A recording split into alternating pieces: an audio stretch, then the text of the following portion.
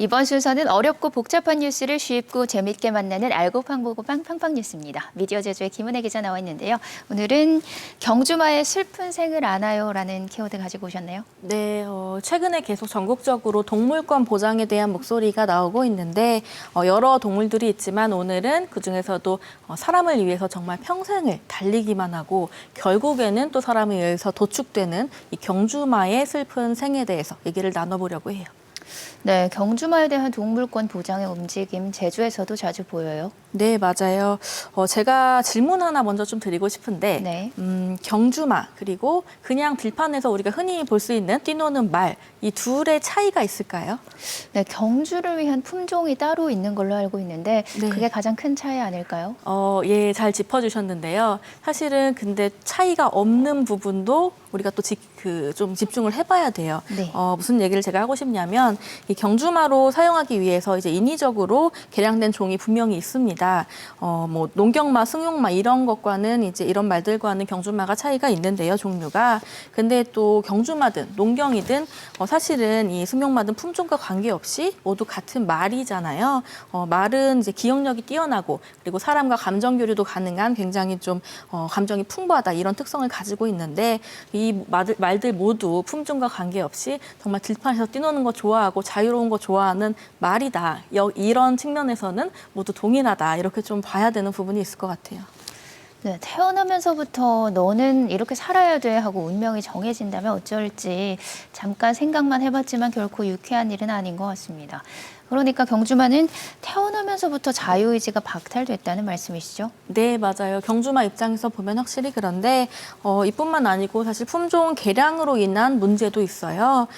이제 말이 이제 더 빨리 달릴 수 있는 그런 말들을 위한 개량 작업이 사실은 수백 년 동안 계속 이어져 왔거든요. 그래서 그 결과 이제 경마에는 굉장히 특화되었을지는 몰라도 이 말의 건강적인 측면, 뭐 쉽게 말해서 조금 기형적일 수 있는 그런 어떤 말들이 이제 탄생을 하게 됩니다.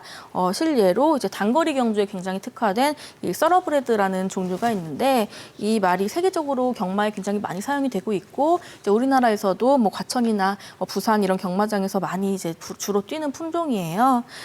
그리고 이 서러브레드가 덩치에 비해서 다리가 굉장히 좀 얇기 때문에 좀 많이 그 부상이나 굉장히 취약하고 그리고 이로 인한 그 염증이나 이런 질병에도 취약하다 이런 좀 문제가 있어서 결국에는 이런 경마 산업으로 인해서 좀 기형적이고 인위적인 생명들이 계속해서 탄생하고 있다. 이 점도 문제라고 보겠습니다. 네, 기자님 사실 왜 이 강아지들도 품종 개량 때문에 선천적 질병을 앓고 있는 품종들이 많다고 알고 있거든요. 그런데 이 경주마도 마찬가지네요. 경주마의 일생은 좀 어떤가요? 예, 일반적으로 이제 말의 평균 수명 하면은 한 30세 전후 정도로 보는데요. 이 경주마는 2세에서 3세 정도의 이제 경마장에 뛸 수 있는 그런 나이로 이제 보통 보고요. 그리고 4세 정도를 최고 전성기로 보고 있어요. 그리고 5세 이후부터는 이제 운동 능력이 조금씩 떨어지고 6, 7세 정도 되면은 일반 그 어린 말들과 다른 4세 말들과 이제 경쟁했을 때 좀 많이 힘들다 이렇게 보기 때문에 8세 전후로 은퇴가 이뤄져요. 이거를 이제 경주마의 나이를 8세로 치면은 사람 나이로 환산하면은 한 30대 후반 정도로 보거든요. 이 말은 즉슨 정말 굉장히 창창한 앞으로 살아갈 날이 많은 말인데도 불구하고 이제 은퇴를 하게 되는 그게 바로 경주마의 생이라고 보겠습니다. 네, 태어나자마자 빨리 뛰는 것밖에 몰랐던 경주마인데 수명을 다 채운다고 하면 역설적이게도 생애 대부분의 시간을 경주마로서의 삶을 살 수가 없는 거네요. 네, 맞아요. 참고로 이제 은퇴한 경주마를 폐마라고 부르는데 네. 이 폐마가 이제 늙거나 부상을 입어서 쓸모없어진, 그러니까 폐기 처분한다. 우리 이럴 때 폐라는 말 쓰잖아요. 그 말과 동일한데 개인적으로 좀 이 단어 들었을 때 많이 좀 충격적인 게 단지 이제 어린 말들과 비교했을 때 속도가 좀 느릴 뿐이지 사실은 살아가는 데는 아무런 문제 없는 그냥 온전한 생명체라고 볼 수 있거든요. 그런데 이제 인간이 내린 잣대로 한순간에 쓸모없어지는 폐마가 되고 있고 그런데 또 이런 폐마라는 말이 지금도 굉장히 그 업계에서 많이 사용되고 있다는 말은 이 생명을 대하는 인간의 태도가 굉장히 좀 권위적이고 폭력적인 부분이 있다. 이 점도 우리가 알아야겠습니다. 네, 그리고 이 경주마의 동물권 보장 문제가 불거진 게 이런 퇴역 경주마의 은퇴 후의 삶이 보장되지 않기 때문이었잖아요. 네, 중요한 얘기 또 짚어주신 것 같은데 이제 언론 통해서 공개된 자료를 보면요, 서러브레드 품종 기준으로 한 해에 한 1,400여 마리 정도가 이제 경주마 자격을 박탈당하는데 쉽게 말해 이제 부상이나 나이가 들면서 은퇴하는 거예요. 그리고 이제 2016년부터 2020년 기준으로 이제 5년 동안 퇴역 경주마가 이제 퇴역한 후에 어떻게 살고 있나 이거를 용도를 이제 확인해 보니까 50%가 질병이나 부상 이런 것들로 도축이 되고 있는 현실이 드러났어요. 퇴역 경주마가 반려동물 사료를 만들 때 쓰인다고 해서 또 한동안 전국에 떠들썩했어요. 네, 맞아요. 이 은퇴 경주마의 50%가 이제 도축된다 이렇게 제가 말씀드렸는데 사실은 이 수치도 정확하지 않을 수가 있다고 해요. 이제 퇴역 경주마의 나머지 그 40% 정도는 일반적으로 뭐 승용이나 번식용으로 사용되고 있다 이렇게 통계가 나와 있지만 김난영 그 제주동물권 연구소장님께 제가 여쭤봤더니 이게 사실 막상 실제 그 경주마들을 승용으로 전환하는 수는 이렇게 많지 않다.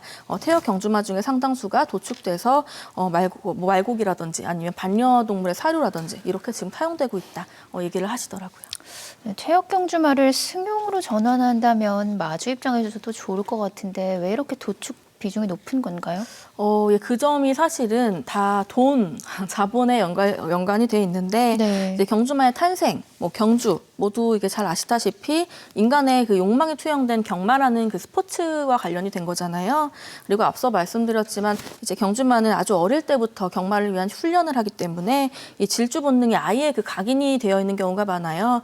그래서 이제 은퇴 후에 승용마로 바로 전환하는 게 굉장히 어렵고 또 사람이 탔을 때 바로 막 질주하고 하면 위험할 수 있기 때문에 그래서 오랜 기간 좀 재활 훈련이라고 하더라고요. 이 훈련을 별도로 거쳐야 되는데 이게 또 비용이 좀 상당하기 때문에 경주마를 소유하고 있는 어떤 마주의 입장에서는 그냥 이 경주마를 훈련시키기보다는 애초에 승용마를 이용하는 게 훨씬 더 경제적인 관점에서 유리하다 이렇게 보고 있어서 좀 어려운 측면이 현실적으로 있습니다.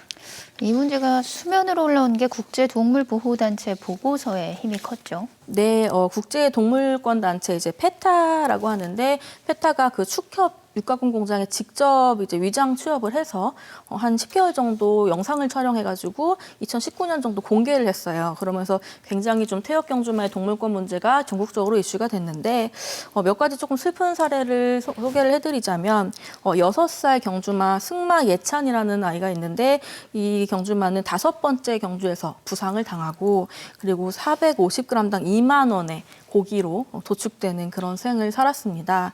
그리고 5살 이제 경주마 케이프 매직이라는 경주마는 경마 도중에 부상을 당해요. 그리고 경기가 끝난 후에 72시간도 채 지나지 않아서 3일도 채 지나지 않아서 그 다리에 부상을 당하기 때문에 붕대를 감잖아요. 이 붕대도 채 떼지 못하고 붕대를 그대로 다리에 달고 도축이 됩니다. 네, 사람들에게 이름까지 불렸던 경주마의 생이 참 처참합니다. 그리고 지금 화면으로 말 모습이 계속 나오는데 보는 것만으로도 마음이 굉장히 괴롭네요.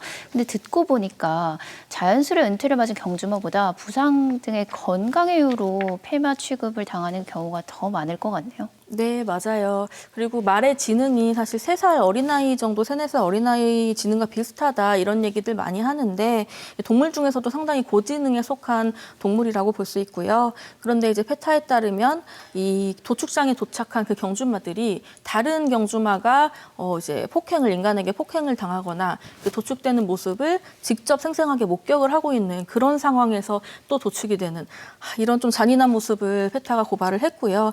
참 인간의 잔혹함이 어디까지인가 여기에 대한 의문도 던져볼 수 있을 것 같아요. 네, 최근 들어서 길고양이나 강아지 같은 동물 학대에 대한 사회적 경각심이 높아지고 있는데 동물 학대가 인간 학대로 이어질 가능성이 높기 때문이거든요. 그래서 퇴역 경주마의 생에도 많은 분들이 관심을 갖고 있죠. 네, 맞아요. 제가 사실 시간 관계상 좀 못한 얘기들도 상당히 많은데 이런 좀 경주마 생을 보고 우리가 단순히 말이 불쌍하다 이렇게 생각하는 것을 더 넘어서서 이 동물에게 가해지는 어떤 인간의 잔혹성이 결국에는 우리 사회에서 약자, 그러니까 뭐 노년층, 뭐 어린이, 여성, 장애인 이렇게 약자에 대한 어떤 폭력으로 가해질 수 있다는 것을 좀 인지를 해야 될 것 같고요. 그리고 동물권은 분명히 인권의 연장선에 있는 거고 이게 밀접한 관계가 있기 때문에 현재 또 국회에서 이 개정 그 동물보호법을 현재 계류 중에 있거든요. 이런 것들을 우리 뭐 동물을 꼭 뭐 강아지나 고양이 이런 거 국한하지 말고 시민분들 다 같이 좀 관심을 갖고 또 이 동물권 보호 위해서 목소리도 한 번쯤 내주시면 많이 도움이 될 것 같아요. 네, 오늘 팡팡 뉴스 여기서 마무리 짓겠습니다. 두 분 고맙습니다.